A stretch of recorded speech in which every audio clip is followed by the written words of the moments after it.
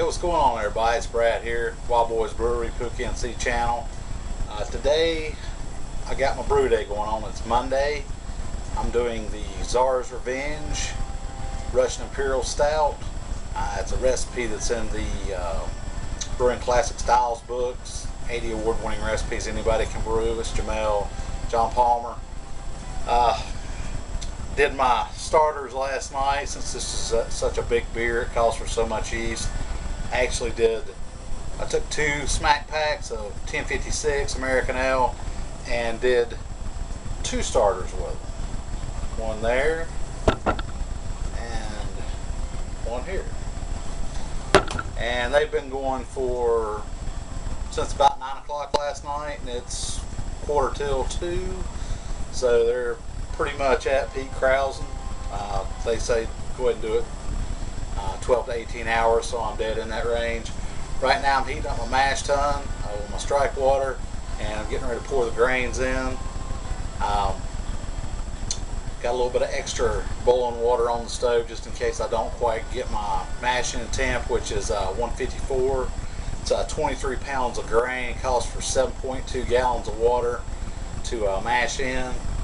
So got about 10 minutes left on the preheat for the mash tun, and then I will be doughing in.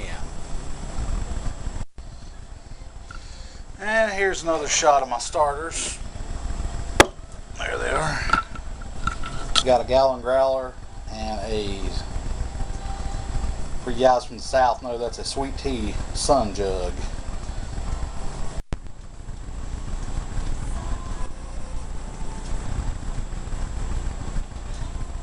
Alright, preheating my mash tun. I'm getting ready to dough in. 23 pounds of grain, so this is going to take a little bit.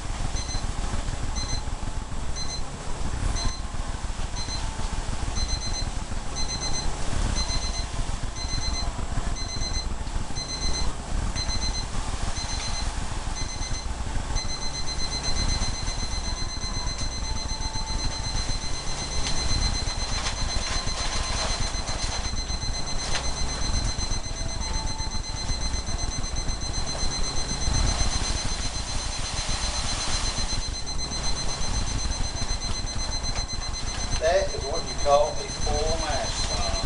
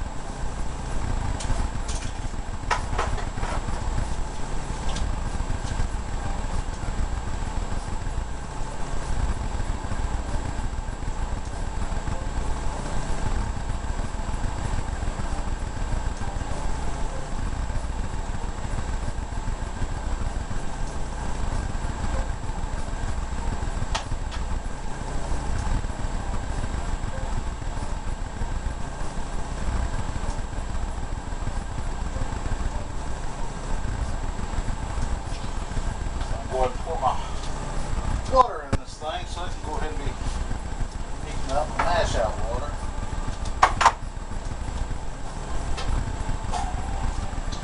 So I'm not going to need any more strike water.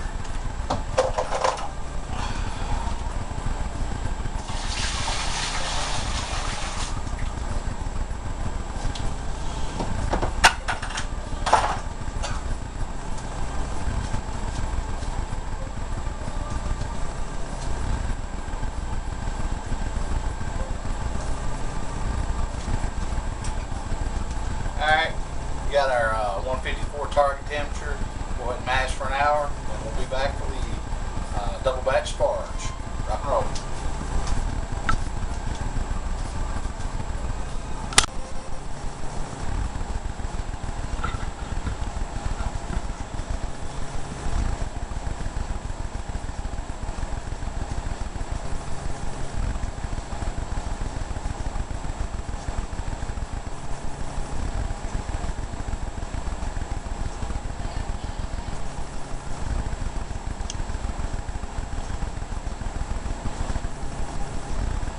That's it, 154.12.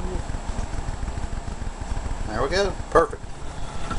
And just look at this chocolatey goodness of this Russian Imperial Stout. Makes me want to just take a drink of it right now. It's swimming. Close the top on this thing and let it mash for an hour, and then we'll be back to do our sparge out. Alright, I already did the Vorloff, and this is my first runnings. As you can see, it's coming out like a Russian Imperial Stout should.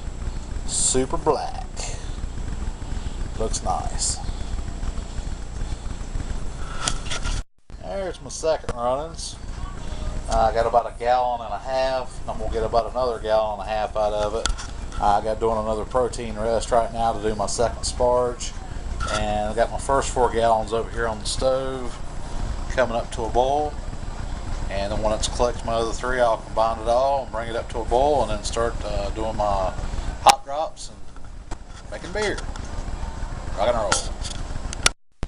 Okay, I got my 7 gallons and just a smidgen extra collected, and here it is boiling on top of my Frigidaire electric stove. They say a lot of electric stoves don't have enough balls to do a full boil on a big pot like this, but I guess mine does, because I've been using it for a while now. I'm just doing all my all grain on this. It does a good job. And it's got an 8-gallon pot. And I had the 4 gallons up to a boil, and then I collected the extra 3. 1.5 gallons, a little over 1.5 gallons each from 2 different batch sparges, and then dump that in. Now I'm bringing that up to a boil. Now once this comes up to a boil and I pass my hop break, then I will start doing my hop drops. Okay, we're about to hit our hop break. Got the nice little shimmer going on. You can tell it's getting ready to break loose. And probably within about 10 minutes or so it will. It does take this thing a little while to come up to a boil. But it does a good job. So here in just a bit, looks like within about 5 minutes we're going to be seeing a rolling boil on this thing, and then we can start doing our hop drop, which, by the way, is we got 1.5 ounces of Horizon, what it calls for, but my Horizon does not have the 13% alpha acid, so I'm going to do 1.75 instead of 1.5 that the recipe calls for. So I'm going to put a little extra in there since my alpha acids aren't quite as high as the ones on the recipe. And instead of East Kent Goldings, I'm using US Goldings Indy. And the 5.2 alpha acid, I believe, matches what calls for the recipe. And then there is a, let's get this thing opened up here.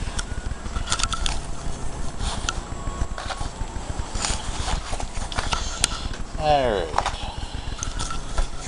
my toilet paper bookmark. Yeah, my alpha acids are a little bit over what his calls for on the recipe. His Kent Goldings are 5 and mine are 5.2, so I'm not going to worry about that. But you do 1.5 ounces, but I'm going to do 1 3/4 ounce drop at 60. And then 2 ounces at 10 and 2 ounces at 1. And that's all the hops for this thing. And this thing has, let's see, it's all grain hops. It's 19 pounds of 2-row pale. and it has the specialty grains are black roasted malt. It's 1.5 pounds of that, a pound of Special B, half a pound of Cara Munich 60, half a pound of chocolate malt, and half a pound of pale chocolate malt, for a total of 23 pounds. And you mash it for an hour at 154. And this is the Czars Revenge, and it should be a 1098, finishes out at a 1030, 77 IBUs. It's a 57 SRM, 9.2 ABV, Russian Imperial Stout. Alright, we're at a rolling boil, so it's time to do my first top drop. I'm going to do 1 3/4 ounce of Horizon. Okay, we got 1 3/4 ounce of Horizon hops. Weighed out, and here we go. In they go. And now it smells like hops in here. Chocolatey hops.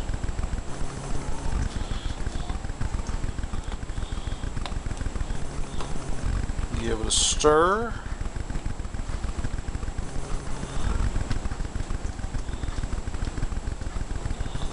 You'll see the little hot particles floating in here now. And get this stirred up just a bit. There we go.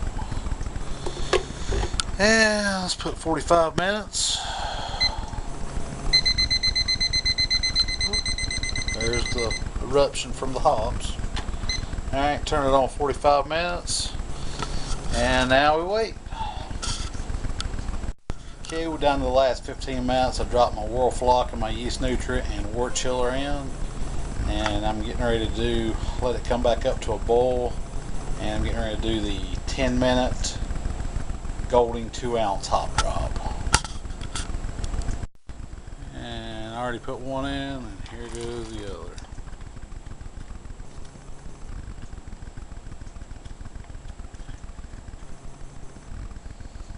It smells nice. And we'll give it a stir.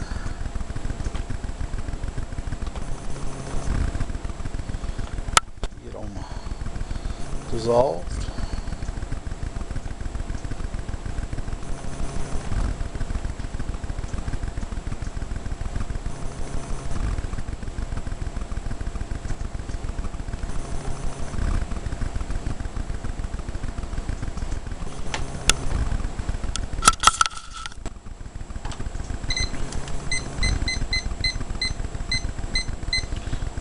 Nine minutes. When that goes off, we'll do the last 2-ounce drop, and then we'll turn the wort chiller on and start cooling it down.